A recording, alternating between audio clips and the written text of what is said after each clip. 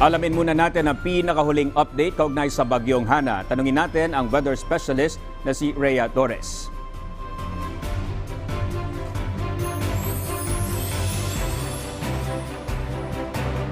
Magandang gabi po sa ating lahat. Sa update patungkol dito sa binabantayan natin na si Bagyong Hana, kaninang alas 4 ng hapon, huli itong namataan sa layong 375 kilometers east-northeast ng Itbayat, Batanes. Nagtataglay po ito ng lakas ng hangin na umaabot ng 140 kilometers per hour malapit sa gitna at pagbukso na umaabot ng 170 kilometers per hour.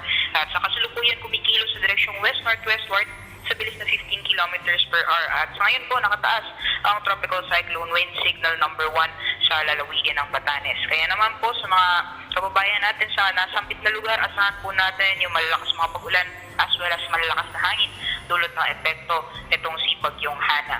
And based po sa ating latest forecast track, generally west-northwestward or westward po ang kanyang direksyon na tatahakin sa mga susunod na araw. Although nakikita po natin sa ngayon na mababa ang chance ito ay maglalandfall sa anumang bahagi ng ating bansa. Ngunit continuous pa rin po ang ating monitoring at pagkatabay lamang sa updates sa mga susunod na araw.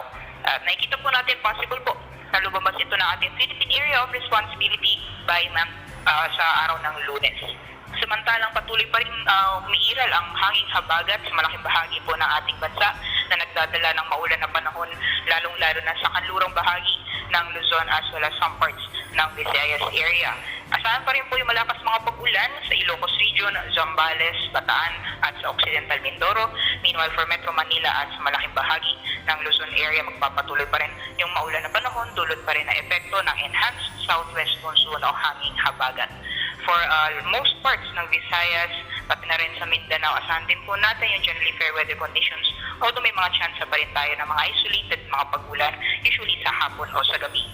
Sa kalagayan mo po ng ating karagatan, may nakataas po tayong gale warning sa karamihan po ng baybayin ng Luzon as well as sa Western Visayas. Kaya patuloy po yung ating paalala sa ating mga kababayan na may mga maliliit na sakyang pandagat na kung maaari ay wag po muna tayong pumalaot dahil inaasahan pa rin yung maalon hanggang sa napakaalong karagatan. Yan po muna ang latest pala dito sa Pag-asa Weather Forecasting Center. Rhea Torres po, magandang hapon po sa ating lahat.